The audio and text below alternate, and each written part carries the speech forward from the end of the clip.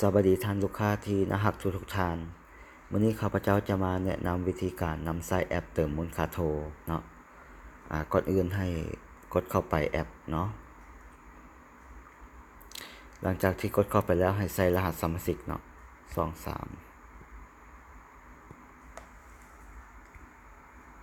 890เนาะตามด้วยรหัสผ่าน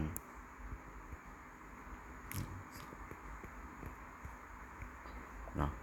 รหัสผ่านสามารถกดได้ถ้าบ่แน่ใจเนาะกดใส่ดวงตาเนาะหลังจากนั้นก็เข้าสู่ระบบเลย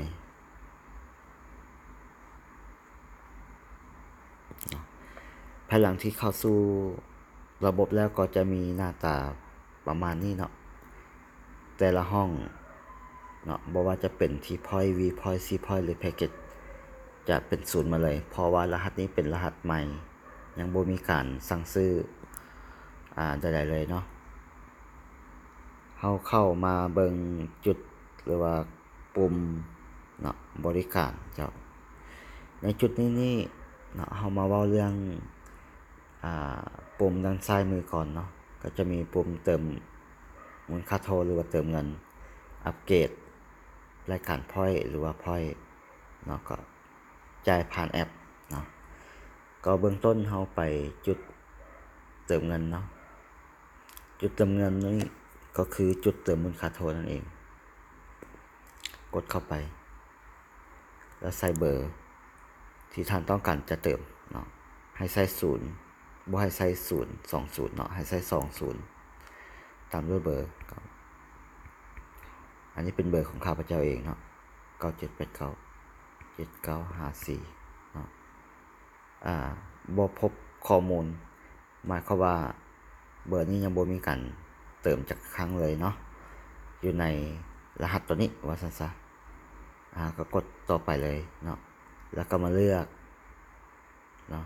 อาจจะเลือก 5,000 บ่หรือเลือก 10,000 แล้วแต่ต้องการที่จะเติมเนาะตกลงเข้าไปโอเคอันนี้ถือว่าเติมบ่ได้เนื่องจากว่าระบบตัวนี้หรือว่ารหัสนี้บ่มีเงินเพียงพอเนาะโอเคอันนี้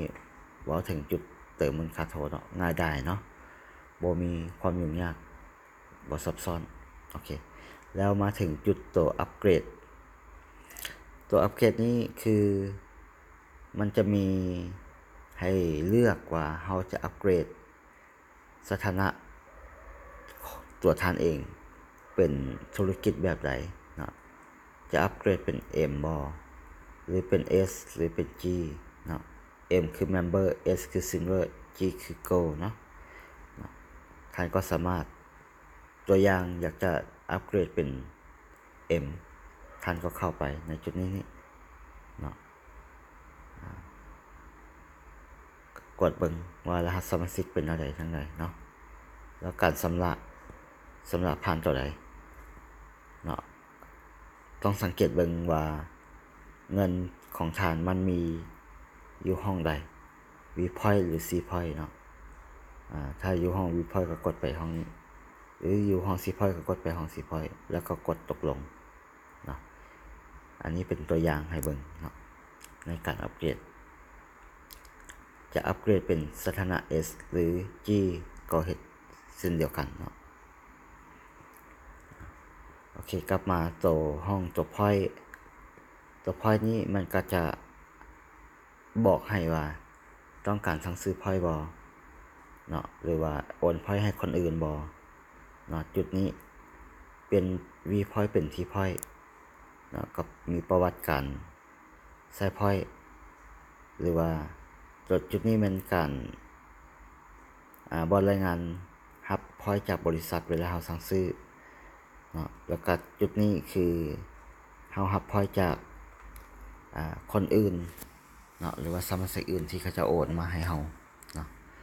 อันนี้เป็นการเป็นจุดเบิ่งรายการพอยต์เนาะ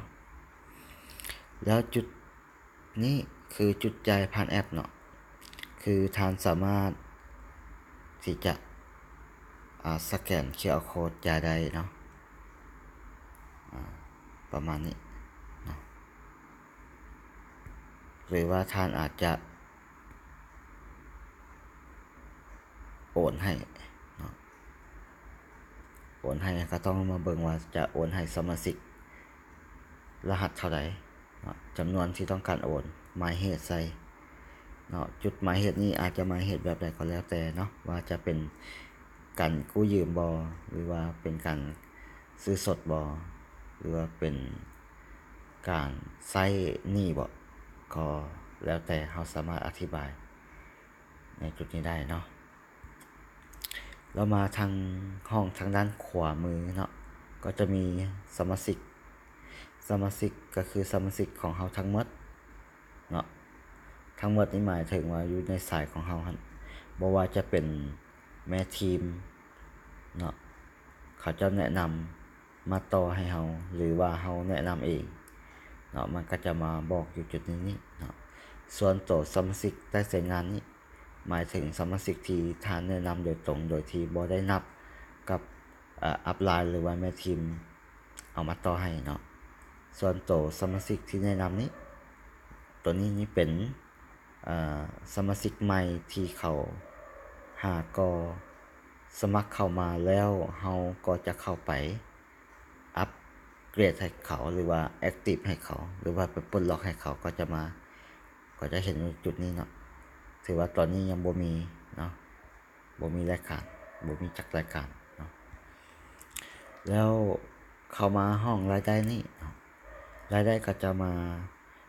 บอกรายละเอียดว่ารายได้จากการแนะนำบ่จากการจับคู่บ่เนาะหรือว่ารายได้จากการเติมมูลค่าโทรหรือรายได้จากโบนัสลิขสิทธิ์ 0.3 เนาะจุดนี้นี่ก็เป็นจุดคำนวณโบนัสจับคู่หรือโบนัสบริหารเนาะส่วนโบนัสจากสมาชิกเนาะมันได้มาเขาจะเติมมูลค่าน้อยหลายซ้ำไรเนาะมันก็จะมีการรายงานอยู่จุดนี้เนาะแล้วเบิกรายได้จุดเบิกรายได้นี่คือเป็นการถอนเงินจากระบบเนาะไปเข้าธนาคารเพื่อทานอยากได้เงินสดเนาะแล้ววันนี้มาหาจุดแพ็กเกจนี้เนาะอันนี้เป็นการสั่งซื้อเนาะสั่งซื้อแพ็กเกจท่านจะสั่งซื้อแพ็กเกจตัวใดเนาะก็ว่ากันไปเนาะมันมีหลายแพ็กเกจเนาะมีแพ็กเกจที่เราปัจจุบันนี้ก็มีอยู่4แพ็กเกจเนาะมีแพ็กเกจ50,000แพ็กเกจ 100,000 และแพ็กเกจ 250,000 และแพ็กเกจ 500,000 เนาะแล้วจุดนี้นี่เป็นการสั่งซื้อพอยต์หรือว่าสั่งซื้อมูลค่าโทรท่านจะสั่งซื้อจากจุดนี้หรือมาสั่งซื้อจากจุดนี้ก็ได้เนาะมี2จุดให้เลือกเพื่อเป็นการสะดวกก็สามารถสั่งซื้ออยู่จุดนี้เลยเนาะอันนี้มันการใช้งานของแต่ละปุ่มอยู่ในจุดบริการนี่เนาะส่วนตัวแจ้งเตือนเนาะ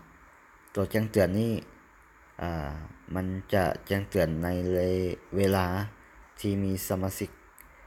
ใหม่เข้ามาเวลามีการโอนเงินเข้ามาหรือว่าเวลาเราโอนเงินออกเราเติมเงินมันจะมีการรายงานตัวนี้ให้เราหรือเตือนขึ้นมาว่าเรามีการเคลื่อนไหวแนวใดเนาะส่วนผู้ใช้เนาะก็จะมีข้อมูลผู้สวมใช้นี้เนาะอันนี้ถือว่ามีข้อมูลบางส่วนที่ยังบ่ทันสมบูรณ์แบบเถื่อสามารถแก้ไขได้เนาะข้อมูลตัวนี้เนาะ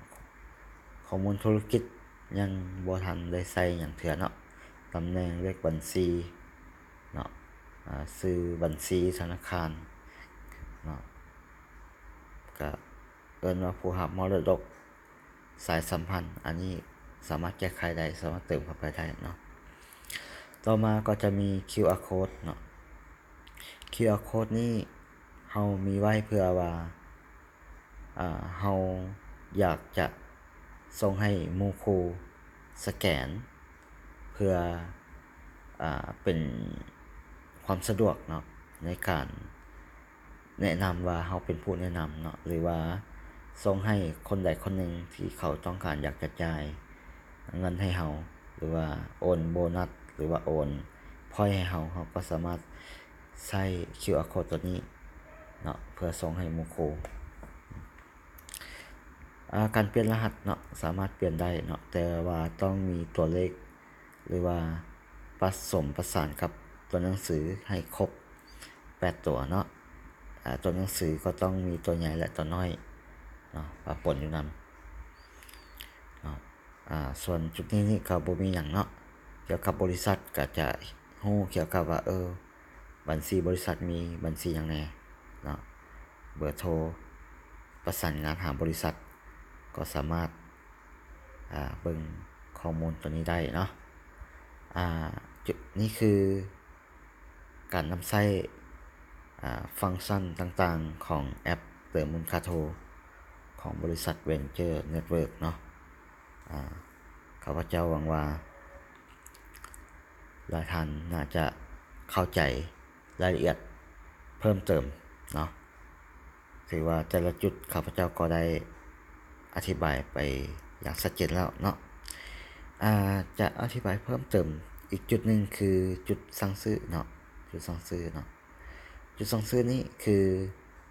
เวลาเฮาโอนเงินเข้า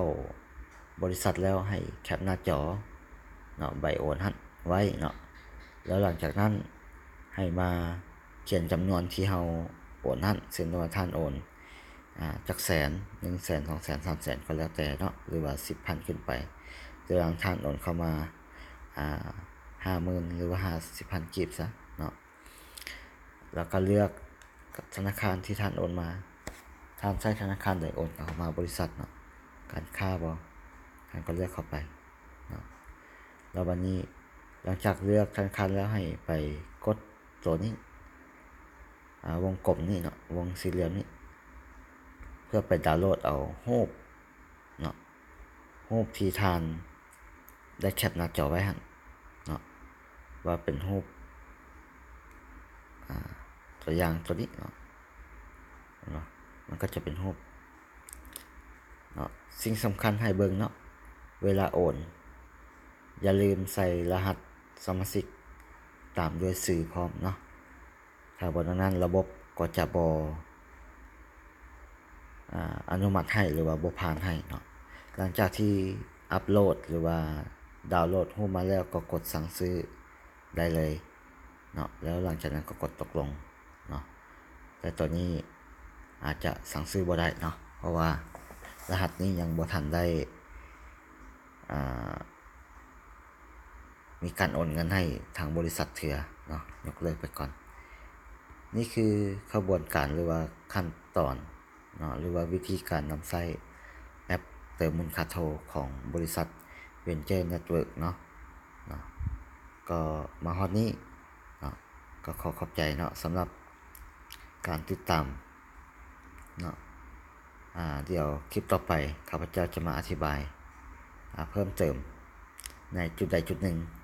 ของระบบหรือว่ามีการอัปเกรดต่างๆเพื่ออยากให้ได้จาก 3% ให้เป็น 5% หรือว่าอัปเกรดไปเป็น